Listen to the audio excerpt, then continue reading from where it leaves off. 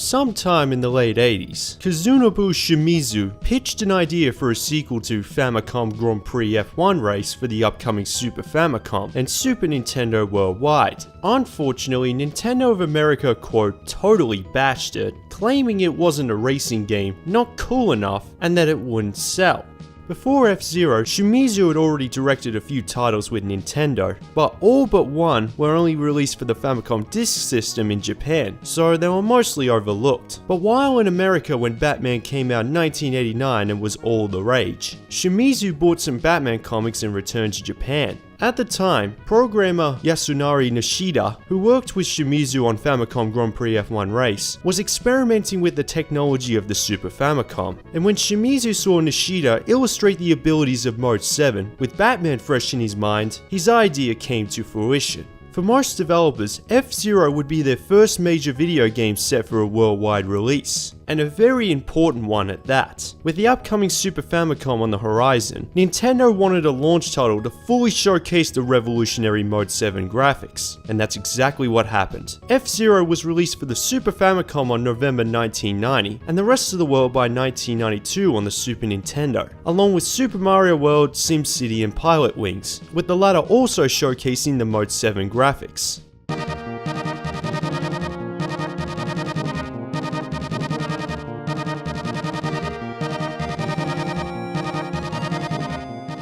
The year is 2560. Technology and trades across the galaxy have advanced substantially after humanity discovered alien life, and the richest in the galaxy who made the money off these trades decided they wanted entertainment in their lives, and fund a new motorsport based off Formula 1 centuries ago. Because of the excitement and dangers, the winning driver would be one of the biggest celebrities in the galaxy. However, 10 minutes before the inaugural Night League race, Captain Falcon decides he has enough time to bounty hunt, and takes down two villains ahead of his rivals who are also F-Zero drivers. This is all according to the comic book that comes with the game if you bought it in the early 90s. It's crazy to think that all the information regarding the story, none of it is actually in-game. The comic ends with all the drivers setting off and is telling you to press start, like you're taking control of the next chapter. I'm surprised the comic book wasn't an unlockable on the Super Nintendo Mini, which I'm using to review F-Zero. Believe it or not, according to artist Takaya Imamura, Captain Falcon was originally designed to be the face of the Super Nintendo, not Mario.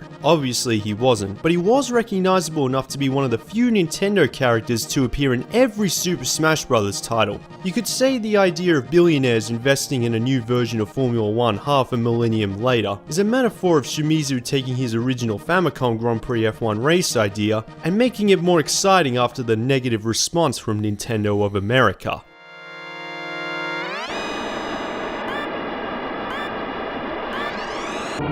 Imagine being a kid growing up seeing F-Zero for the first time. Racing games back then, take Rad Racer or Super Monaco GP for example. You're stuck to the track, like you can't stop and turn around. There's no rotation. But in F-Zero, thanks to Mode 7, the direction of your vehicle matters, and the controls for the vehicle are tight and responsive. In addition to accelerating, braking and steering, the trigger buttons strafe the vehicle while the D-pad rotates it. It's about mastering both methods if you want to avoid the track obstacles and win the race. The cars you select at the beginning accelerate, corner and take damage differently. People have their preferences, but I'm assuming most would select the Fire Stingray because it has the fastest top speed and almost never slides around the corners.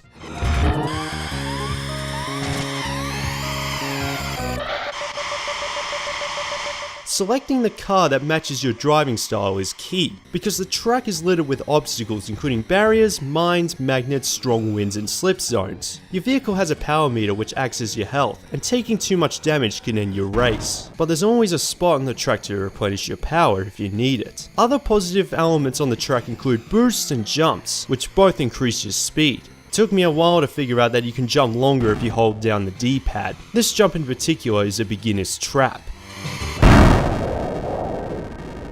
Another notable obstacle are these drone vehicles which arrive on lap 2 and provide no purpose other than to make your life a misery. Some of them even explode, taking huge chunks of power, so watch out. These tracks are a joy to race on. There's plenty of variety visually and gameplay wise, and when you pick a more challenging league, the roads are thinner, the corners are tighter, and there are more hazards to avoid. The frame rate is smooth, there are lots of strong colors, and absolutely no slowdown. Obviously it's developed by Nintendo, so the high quality is there. Oh, and the soundtrack? Don't need to say anything, it's simply one of the best on the Super Nintendo, and that's saying a lot for a system that's home to other great soundtracks.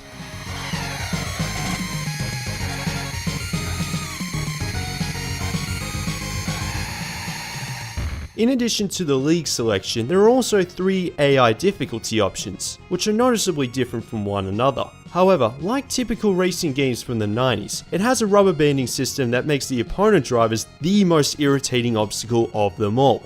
They will never let you pull away. Like if you go the whole race without making a mistake all the way to the last corner of the last lap, you lose the race. It's too imbalanced. That check icon, you better get used to it. On top of that, this game isn't afraid to punish you if you're not fast enough. Instead of a point system where the higher you place in a race, the more points you get, and the total points tally is added up and the most points in a series wins the championship, in F-Zero, you have to place at least 3rd in every race. It uses a position limit system that goes up each lap, and if you can't keep up, you're disqualified from the race. The bottom right lists the number of lives you have, and you can lose them from either disqualification or crashing the vehicle. If you lose all your lives, it's game over, and have to start the league all over again. The difficulty is measured by how quickly opponent drivers can overtake you if you mess up, and how long it takes to get the position back. But the AI rubber banding means it's impossible to pull away if you're in the lead, and the position limit system means you need to stay close to the leader the whole time. But that's the point of racing in general, right? Race to win?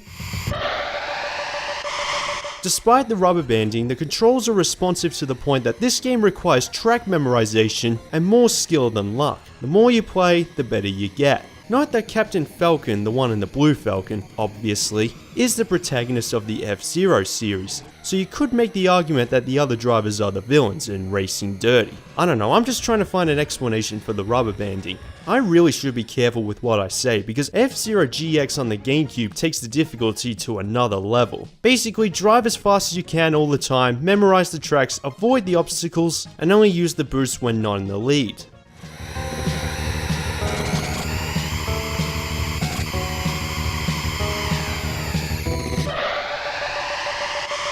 The difficulty might turn away gamers today, but as long as you understand the function of the trigger buttons early, you'll comprehend the controls in only a couple of races. It's another perfect example of easy to play but hard to master. For a launch title that isn't a side-scroller on a system with half the processing power of a Sega Mega Drive, this is a superb effort. It has lots of tracks, great music, no slowdown, and tight racing mechanics. What else could you ask for? F-Zero is a fantastic racer that continues to hold up even decades later, and the sales numbers speak for themselves. With nearly 3 million copies sold across the Super Nintendo lifespan, it brought graphics on home consoles to another dimension, invented the futuristic racing genre, and along with other titles in the series, I can't recommend it enough.